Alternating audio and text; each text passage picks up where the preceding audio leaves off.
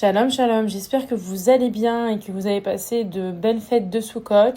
Ces fêtes sont très très importantes et elles enchaînent sur Simchat Torah dans quelques jours. Et on va comprendre que l'atmosphère de Sukkot est une atmosphère très particulière qui est au milieu en fait de la période du mois de fête, qui a commencé avec Rosh Hashanah, qui a continué avec Kippour, qui se poursuit avec Sukkot et enfin se termine avec Simchat Torah. Et on va comprendre à travers ce cours en quoi est-ce que cette période-là, cette semaine-là de Sukkot et de Simchat Torah, c'est une période qui est propice à la joie bien évidemment, mais où chaque personne compte. Et chaque personne est source de bonheur et de joie. Je dédie ce cours à la mémoire, à Linui Nishmat, Lydia Mesaouda bat Esther, Avraham ben David, Félix bar Nissim ve Eugénie, Aaron Shmuel ben Shimon ve Freida, Marsaléa bat Mesaouda, Rav Yosef Aloud ben David, Shlomo Alevi, Chaya Janine Hana bat Esther, Sacha David Raim bar Ruth ve Avraham, Shani Luke bat Rivka ve Nissim, Yvonne Mesaouda bat Josephine Flecha, Linda Esther bat Kamuna, Urida bat Esther Alevi le bet Dod, Rachamim Dod bar Mesaouda, Yitzhak bar Uda ve Rachamim, Hana bat Juitaya le bet Akwen, Rav David Akwen bar Chomsa, Chaya bat Perla, Tuvia bat Idele et tous ceux qui sont partis depuis le 7 octobre. Je dédie ce cours à la Refoua Shelema de Fortuné bat Ramsa, Rouvan Ishel bar Mercedes, Shoshana bat Orida, Simcha bat Luna, Luna bat Simcha, Veret bat Shoshana, Shega bat Esther, Simcha bat Rachel, David bat Rachel, Vivienne bat Emma, Mazal bat Soleika, Eliezer bat Simcha, Mesaouda bat Esther, Chai ben Raphaël Yehuda, Simon Esther Levi, Doli Hana Perez, fille de Bokhara, Zivou pour Ayala Batia Adassa bat Simcha, Veret bat Shoshana, Anaï bat Sipora Rachel, et Lana bat Nathalie, et beaucoup de bonheur pour Lior Avidai Mordechai ben Rabbi Mesoud et Laura Levana Melka bat Chantal. Je voudrais aussi particulièrement dédier ce cours, bien évidemment, aux jours qui vont arriver. Je dédie ce cours à tous nos Chayalim. À nos Chayalim qui ont perdu leur vie ou qui n'ont qu'une hâte, c'est de rentrer chez eux, amen, ve amen, qu'ils puissent rentrer en bonne santé.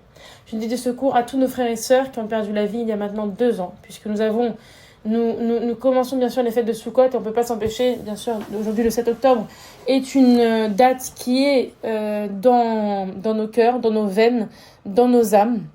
C'est une blessure très profonde, une peine, une grande peine qui se rajoute malheureusement au malheur qu'a subi le peuple juif et le peuple d'Israël.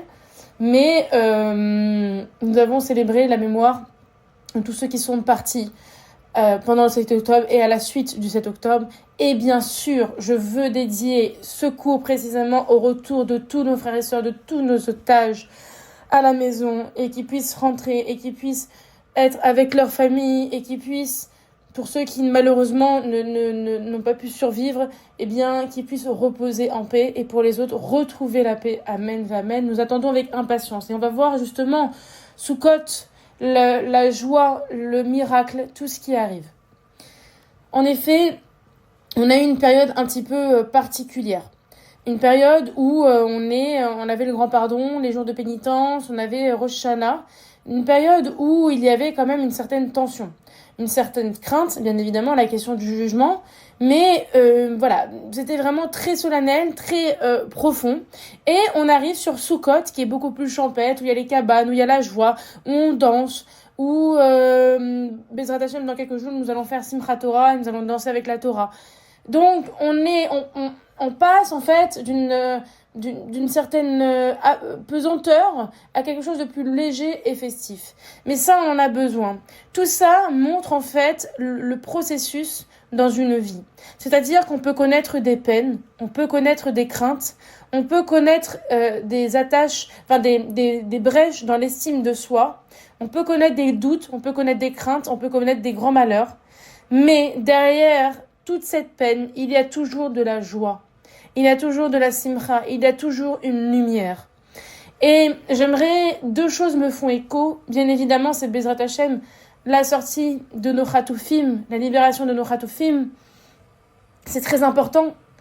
Plus de 730 jours, plus de 730 jours, presque 740 jours dans les tunnels, dans des conditions effroyables, et pourtant ils sont encore là, et ils sont encore vivants, et ils ont tenu, parce que il n'y a pas de désespoir, il y a toujours la lumière. C'est plus facile à dire que de le vivre, bien évidemment, mais il n'y a pas de plus grand miracle que ce qui se passe actuellement. Que ce qui se passe il y a 2 ans, nous étions dans les pleurs, nous étions dans la peine, nous découvrions des images terribles, terribles. Une inhumanité sans borne, une barbarie qui frappait de plein fouet. Nous savions ce qui s'était passé pendant la Shoah, mais nous n'avions pas vécu directement. Bien sûr qu'il y a eu des pogroms et la difficulté de la guerre d'Algérie, la guerre de Tunisie, les départs du Maroc, etc., ou d'autres pays d'Europe de l'Est, bien sûr. Mais le 7 octobre a ébranlé tous les cœurs et toutes les âmes. Et on a compris ce que l'inhumanité, la cruauté, la haine étaient capables de faire, et que le peuple juif, de génération en génération, malheureusement, est victime de cela. Mais on n'a jamais perdu espoir. Je tiens à dire que cette période des 2 ans était une période de renforcement de tout le Ham Israël.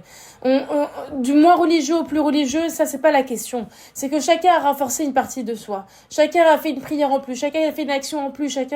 Ça peut passer par la cuisine, ça peut passer par la tzedaka. Chacun a fait. Il y a aussi des grandes épreuves, des pertes familiales, de la maladie, des difficultés dans la vie.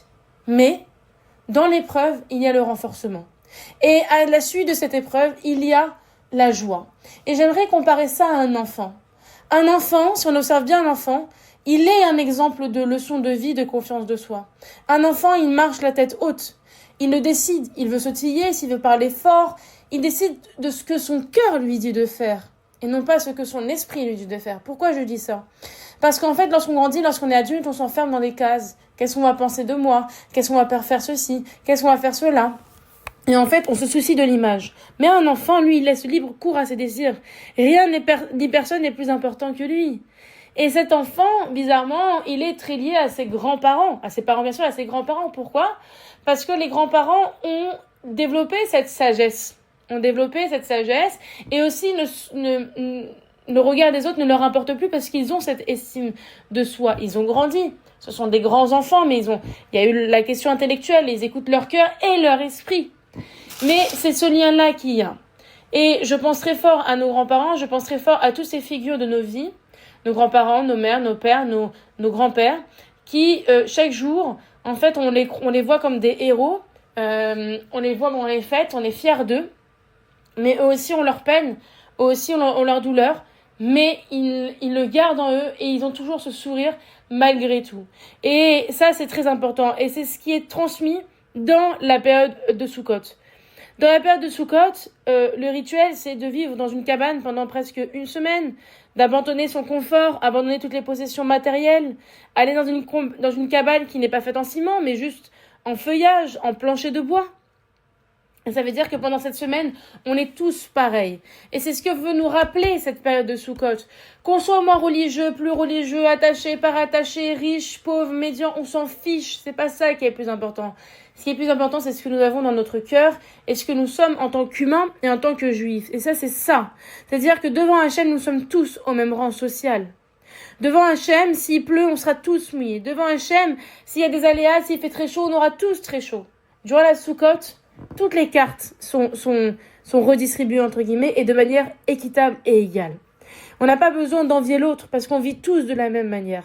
Et c'est grâce à ça, en se détachant de l'aspect matériel, de l'envie, de tous ces éléments qui fait que, bien, on peut avoir une surestime de soi, mais une estime de soi qui est fausse finalement, qu'on peut au fur et à mesure se rapprocher de choses beaucoup plus profondes et spirituelles et ressentir beaucoup plus de joie et de fierté.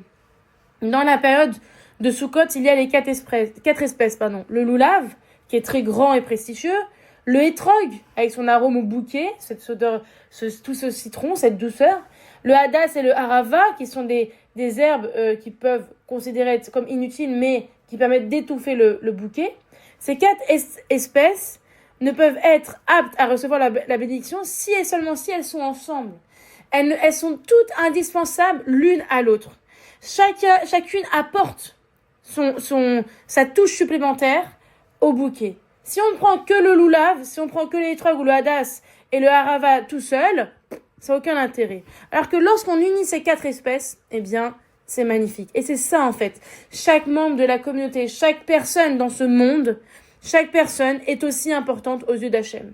Il n'y a pas un cercle de début et de fin. C'est un cercle infini où chaque humain est un maillon du peuple et chacun a son importance. Et comme on dit, aucun enfant ne compte plus aux yeux de son père et de sa mère. Et c'est la même chose. Aux yeux d'Akadosh Baruch Hu, nous comptons autant. Tous. On est tous pareils. Et c'est ce qui fait qu'on devient un peuple fort, un peuple uni, un peuple unique. Un peuple qui se réjouit et qui attend avec impatience de pouvoir respirer à nouveau et de voir ses frères et sœurs rentrer. Il y avait un très beau témoignage la semaine dernière, puisque nous avons honoré le 7 octobre. Il y avait un très beau témoignage qui disait qu'on ne connaît pas forcément, il y a forcément des gens qui sont de notre famille de sang, entre guillemets, et qui ont été touchés directement par le 7 octobre, bien évidemment. Mais il y a également des otages, des soldats, des personnes qui sont décédées, des victimes qu'on ne connaissait pas. Et pourtant, on a autant pleuré que notre propre frère et notre propre sœur de sang. Parce que là remonte l'importance. Nous sommes toutes et tous un maillon de la chaîne. Et lorsqu'on touche un cheveu de notre frère et de notre sœur, du peuple d'Israël, c'est comme si on nous touchait directement nous-mêmes. Et je tiens à dire qu'il y a eu des départs ces derniers temps de ceux qu'on aimait, mais aujourd'hui ils sont près des tzadikettes et des tzadikim, et ils prient pour nous, et ils font tout pour apporter leur joie et demander à Kadosh Baruch Hu de nous réjouir et qu'on connaisse des périodes de joie. Alors je souhaite en cette période que nous connaissions que des joies, que tous les célibataires puissent, Bezrat Hashem, se marier, avoir un beau foyer. Et je souhaite particulièrement un très joyeux anniversaire à mon grand frère Samuel. Et je lui souhaite du fond du cœur tout le bonheur et toute la joie qu'il mérite. Et qu'on puisse ne connaître que des joies. Amen ve Amen. Shabbat Shalom, Chag Sameach, et surtout, réjouissez-vous. Nous sommes à quelques jours du réjouissement général. On va, Bezrat Hashem, accueillir nos frères et sœurs dans une période qui est Simchat Torah. Et ils vont pouvoir célébrer la Torah, célébrer Akadosh Baruch Hu, de toujours être en vie et de montrer que tout est entre les mains d'Akadosh Baruch Hu et qu'il n'y a pas de désespoir dans le peuple juif, il n'y a que de l'espoir, il n'y a que de la Emouna. Shabbat Shalom.